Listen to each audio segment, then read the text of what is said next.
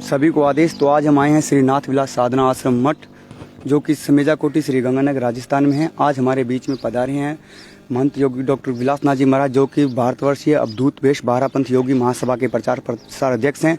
तो आज हम उनसे नाथ संप्रदाय के बारे में जानकारी लेंगे। तो चलिए आपको दिखाते हैं श्रीनाथ विलास साधना मठ। आइए।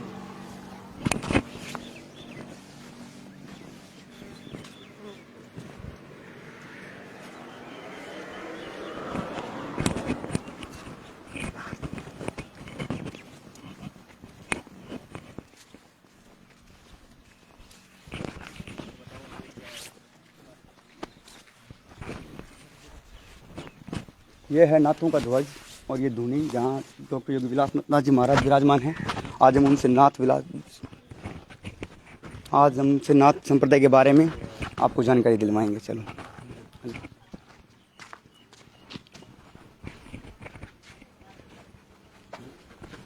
आदेश। तो आज हम पूछेंगे गुरुजी से कि नाथ संप्रदाय में भक्ति गीत राग नागनियों का नाथ संप्रदाय से क्या संबंध है। तो गुरुजी आप बताइए।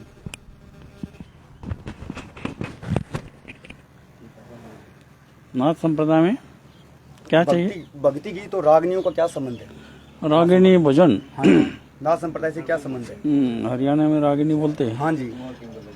भजन बोलते हैं। महाराष्ट्र में कीर्तन करते हैं। हाँ जी, कीर्तन, संकीर्तन बोलते हैं उसको। और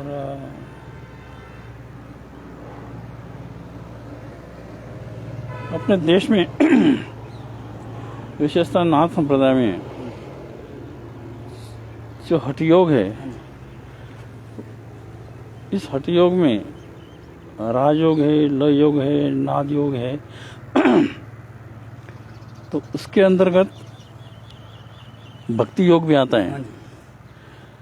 तो ये जो भजन है,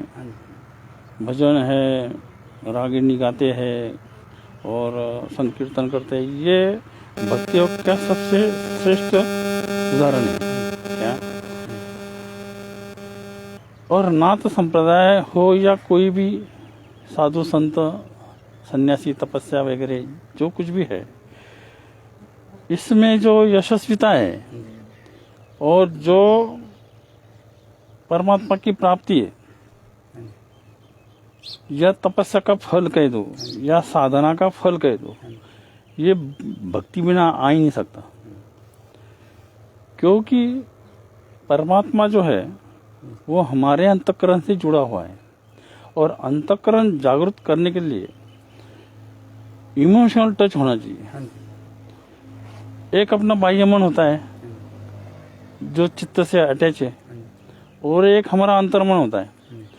तो अंतर्मन बाह्य मन से अंतर्मन में जाने के लिए जो एकाग्रता लगती है, उस एकाग्रता को देखते हुए ये सभी योग का निर्माण हुआ है। राजयोग, लय योग, नाद योग, तुम्हारा भक्ति योग, हठ योग तक। तो ये सारी बातें इसलिए है कि मन और चित्त को इतना एकाग्र करते हैं कि वो जो करने वाला है वो अपना अस्तित्व ही भूल जाता है। इतना एकाग्र होकर जब वो करेगा तभी वो अंतर्मन में जाएगा, तभी उसका अंतर्मन में प्रवेश होता है। अब जब भी, ये तो भजन गाने वाली की बात कह रहा हूँ मैं, जो भजन गाते हैं वो अपने तन मन धन से एकाग्र होकर गाते और बड़े आनंद विभोर होकर गाते। वो ऐसा गाता है कि उसको प्रत्यक्ष भगवान सामने चाहिए, उसका इष्ट उसको सामने चाहिए, इस रूप से वो गाता है। हमें तो गाना नहीं आता था, लेकिन जब मैं महाराष्ट्र में जंगल में था जंगल में अकेला था, मैं अटका हुआ था, बाहर आने का रास्ता नहीं मिल रहा था। तो वहां मेरी सोच ये थी कि भगवान आएगा और मुझे यहाँ से बाहर निकालेगा, ये सोच थी। तो बड़े अंतःकरण से मैं जोर जोर से, तो मैं प्रभु रामचंद्र का बहुत भक्त था, तो इतना जोर जोर से चिल्लाता था भक्ति वाला तो भजन गाता है, हम चिल्लाते थे क्या। तो बाद में जैसे मैं साधना करने लगा वहाँ, तो वहाँ की जो वनस्पतियाँ है, पेड़ पौधे, उसके सानिध्य में मैंने साधना की, तो वो चीज़ें मेरे से बात करने लगी। मतलब इस रूप से मुझे परमात्मा का अस्तित्व का एक पहचान होगी। वो वैसे ही भजन गाने वाले के लिए वही बात से मैं कह रहा हूँ कि जब वो भजन अंतःकरण से गाता है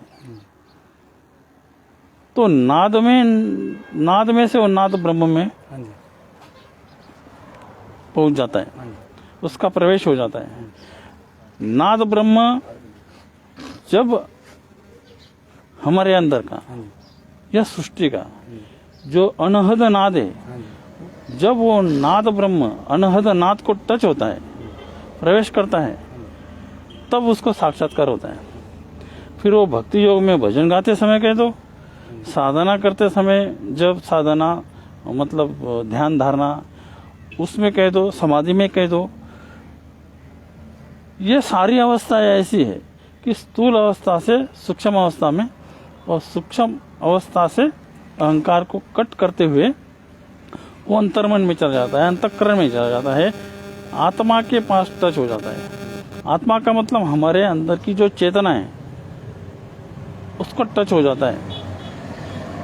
देखो कभी कभी कोई भजन गाता है अंतःकरण से, गहराई से गाता है, तो हमारी सांस रुक जाती है।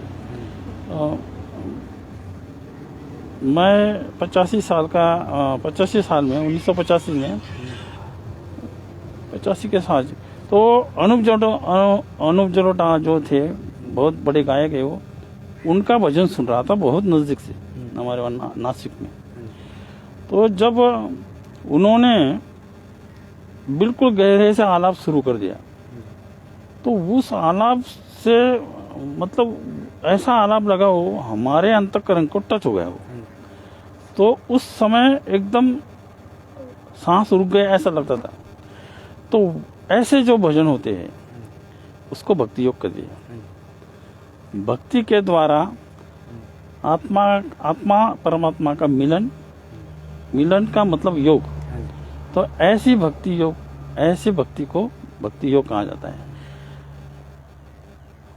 महाराष्ट्र, गुजरात, वो दक्षिण भारत कह दो, दक्षिण भारत में विशेषता भक्ति योग से बहुत बड़े संतों ने जन्म लिया। जैसे इधर मीराबाई थी, संत कबीर थे, ये सब भक्ति योग से ही सिद्ध हो गए। सिद्ध तो हमने उनको सिद्ध कहा है, उनको नहीं पता वो सिद्ध है, लेकिन वो अपने भक्ति योग के गहराई में इतने चले गए कि उनको परमात्मा का साक्षात्कार हो गया था। तो ये जो नाद ब्रह्म है, नाद ब्रह्म जब सृष्टि निर्माण होते समय महाकाल और महाकाली का जब मिलन हुआ, महाकाल का मतलब समय, उस समय तो केवल समय ही था और कुछ भी नहीं था सृष्टि में। तो वो जो महाकाल था उसके साथ महाकाली का मतलब जो अंधेरा था उस समय का, उनका दोनों का योग हो गया। योग वहां से स्टार्ट हो गया और उसमें से जो उत्पन्न हुआ अनहद नाद कहते उसको, उस अनहद नाद से ओंकार बना और ओंकार नाद से नाद ब्रह्म बना और नाद ब्रह्म से ये सृष्टि बनने लगी। तो हमें भक्ति का मतलब नाद, हमारे जो शब्द सुर ताल में, सप्तस्वर, इसमें संगीत में, उसको हम उसका योग करके उसको जोड़ के जब उसको बनाते हैं और उस चाल से या उस रूप से जब भजन गाते हैं, तो धीरे धीरे जितने हमारे अंदर की गहराई से हम गाते हैं, तो हमारा शब्द रूपी नाद उस नाद ब्रह्म से मिल जाता है। तो नाद ये स्थूल रूप में मन और चित्त से चलता है जो हम सुनते हैं, और जो गाने वाला है गहराई में जब गाता है तो वो भक्ति योग के द्वारा अंतःकरण में चला जाता है। तो उसको नाद ब्रह्म की अनुभूति हो जाती है। और जब नाद ब्रह्म का मतलब व्यापक, उस नाद, वो नाद ऐसा लगता है कि सारे सृष्टि का नाद, वो है नाद ब्रह्म। और उस नाद ब्रह्म जब अनहद नाद में चला जाता है, जो अनहद नाद है वो हमारे सृष्टि के हर प्राणी के अंदर, केवल मनुष्य नहीं, ये वनस्पति है, ये जलधारा है, ये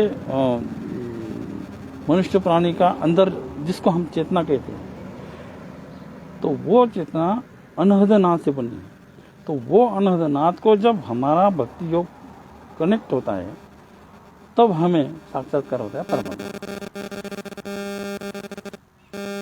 अब ये साइंटिस्ट कह दो, विदेशी कह दो, जो दर्शन शास्त्र वाले कह दो, ये लोग कहते हैं तुम्हारा परमात्मा, तुम्हारा भगवान हमें दिखा दो, तभी हम मानेंगे। लेकिन उनको ये पता नहीं कि जब तक तुम गहराई में जाओगे नहीं, तब तक तुम्हें पता नहीं चलेगा परमात्मा क्या चीज है। जब तुम गहराई में जाके तुम्हें उस बात का एहसास होगा, तभी तुम ये सवाल ही नहीं पूछोगे। क्या? इसलिए साइंस, जो आज की जो विज्ञान कहता है कि हम श्रेष्ठ हैं, और हम जो जिन्होंने इस परमात्मा को जान लिया है, जिनको परमात्मा का अनुभव है, वो कहते सबका मालिक भी जैसे ईश्वर। तो ये अंतर पड़ता है। तो वो चीज है इस भक्ति योग में। बोलो गुरु गोरक्षनाथ जी महाराज की जय।